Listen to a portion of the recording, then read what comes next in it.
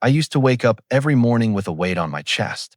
Not physical weight, but a dense fog of dissatisfaction that followed me like a shadow. Nothing was technically wrong in my life. I had a job. I had friends. I even had moments of joy. But there was an underlying emptiness I couldn't explain. A constant hum of anxiety, a dull ache of disconnection. One day, while scrolling mindlessly through social media, I stumbled upon a quote that changed everything. The mind is its own place, and in itself can make a heaven of hell or a hell of heaven. It hit me like a punch to the chest. Was it possible that my suffering wasn't caused by what was happening to me, but by what was happening inside me? That night, I went down the rabbit hole. Neuroscience, psychology, spirituality, meditation, ancient wisdom, and modern brain scans. What I discovered was both terrifying and empowering. My brain had been wired for fear, for lack, for survival, not for happiness. But the best part? I could change that. Rewiring the brain sounds like science fiction, but it's real, and I'm living proof. Let me show you exactly how I did it. First, I had to understand the enemy. The human brain is not designed to make you happy. It's designed to keep you safe. Thousands of years ago, that meant being hyper-aware of danger, snakes, predators, starvation. Today, it means your brain fixates on what's missing, what's wrong, what could go badly, even when everything is fine. This is called the negativity bias. It's why compliments bounce off, but one insult can ruin your entire day. The first thing I changed was my relationship to my thoughts. I stopped believing everything I thought. That sounds strange, right? But the truth is, not all thoughts are true. Most are just echoes of past experiences, fears, and inherited beliefs. I began watching them like clouds passing through the sky, without getting caught in them. This is the first spiritual key, awareness. Next, I started practicing gratitude, not as a feel-good cliché, but as a neurological intervention. Every morning, I wrote down 3 specific things I was grateful for. Not just family or health, but detailed moments. The way sunlight hit my desk, the sound of rain at night, the way my friend laughed at my stupid joke. Neuroscience shows that this rewires your brain's reward system, strengthening neural pathways associated with joy and presence. Over time, my brain stopped scanning for danger and started scanning for beauty. Then came meditation. Not the kind where you sit perfectly still and try to empty your mind. I failed at that. I started with simple breath work. Inhale for 4 counts. Hold for 4. Exhale for 6. Again, again, again. And something incredible happened. My nervous system calmed down. My racing thoughts slowed. I felt myself drop into the present moment, a place I hadn't truly inhabited in years. But the real shift happened when I learned about neuroplasticity, the brain's ability to change itself. Every time you think a thought, you strengthen a neural pathway. Think it enough times, and it becomes automatic. This is how beliefs form. This is how suffering forms. But here's the good news. It works in reverse. You can deliberately build new pathways. You can train your mind like a muscle to default to peace. So I started a ritual. Every night before bed, I asked myself one question. What made me feel alive today? I wrote the answer down. Sometimes it was deep, like a powerful conversation. Sometimes it was silly, like a perfect slice of mango. But that one question forced my brain to reflect on meaning instead of misery. And slowly, it shifted the lens through which I viewed my life. At the same time, I confronted the voice in my head that said I wasn't enough. We all have that voice. It's ancient. It's protective. But it's also wrong. I began writing letters to myself from the part of me that was wise, kind, and whole. At first, it felt awkward. But over time, that voice, the voice of inner compassion, got louder and the critic got quieter. Spirituality taught me something that neuroscience confirmed. We are not our thoughts. We are the ones observing the thoughts.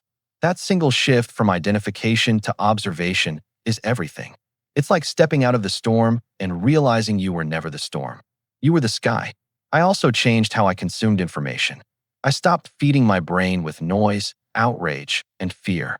No more doom scrolling. No more toxic news cycles.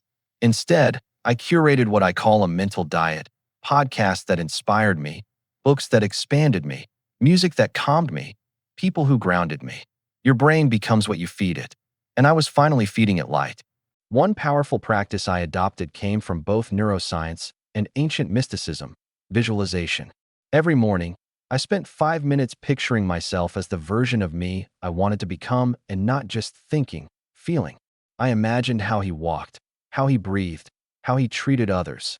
I imagined his inner peace, his joy, his gratitude. And something magical happened. My brain couldn't tell the difference. The neurons fired as if it were real. And over time, it became real. But none of this would have mattered if I hadn't dealt with one thing: emotional repression. I had spent years avoiding sadness, anger, and fear. I thought happiness meant never feeling those things. I was wrong. Rewiring your brain isn't about bypassing pain. It's about facing it without being consumed by it. I started letting myself cry when I needed to. I allowed my anger to move through me without shame. And in doing so, I cleared out decades of trapped emotion. My mind became lighter. My body became freer. That's when I discovered the final key: connection. Human beings are wired for connection, not just socially, but spiritually. We thrive when we feel part of something greater. For me, that meant reconnecting with nature, walking barefoot on grass, watching the stars without a phone in my hand, sitting in silence beneath trees older than anything in my life. In those moments, I remembered who I was beneath the noise. There was one practice that tied it all together: silence. I used to fear silence. I would fill every quiet moment with music, scrolling, and distractions. But I realized that silence wasn't empty. It was full of truth. In stillness, my mind couldn't run from itself. I had to sit with my thoughts, my regrets, my fears. And in doing so, I found something beneath them all: a presence, a quiet awareness, a sense that I was already whole. That presence began to guide me. When I got anxious, it whispered, "Breathe." When I felt lost, it reminded me, "You are here." And when I chased happiness like a mirage, it gently brought me back to the now. You see, happiness isn't a destination. It's not something you arrive at once you fix everything. It's a way of relating to life, a way of being with whatever is here. And that requires one thing above all: trust. Trust in life. Trust in your process. Trust in the part of you that knows, even when your mind doesn't. I started to notice things I'd never noticed before: the way morning light touches walls, the sound of birds in the distance, the kindness in a stranger's eyes. Life stopped being something I had to control and became something I could dance with. From a neuroscience perspective, I was strengthening the prefrontal cortex, the part of the brain responsible for decision-making, compassion, and presence, while weakening the amygdala, the fear center. I didn't need medication. I didn't need to escape. I just needed to train my attention. And with training came freedom. I began to set boundaries, not out of bitterness, but out of self-respect. I stopped saying yes to things that drained me. I started protecting my peace like it was sacred, because it was. And when I did that, my mind followed. Less chaos, more clarity. Less noise, more meaning. One of the most unexpected shifts was in how I saw other people. When I stopped judging my mind, I stopped judging theirs. I saw their pain more clearly. I saw their innocence beneath the mask. And I realized, we're all trying. We're all healing. We're all just looking for a place to rest. My happiness no longer came from outcomes. It came from alignment, from walking in integrity, from doing what felt true even when it scared me, especially when it scared me. This wasn't about pretending everything was okay. It was about knowing that even if it wasn't okay, I was okay. That I could hold sadness without becoming it. That I could face uncertainty and still breathe through it. That I didn't need to have everything to feel complete. I rewired my brain, yes. But what changed was the story I was telling myself. No longer was I the victim of my thoughts.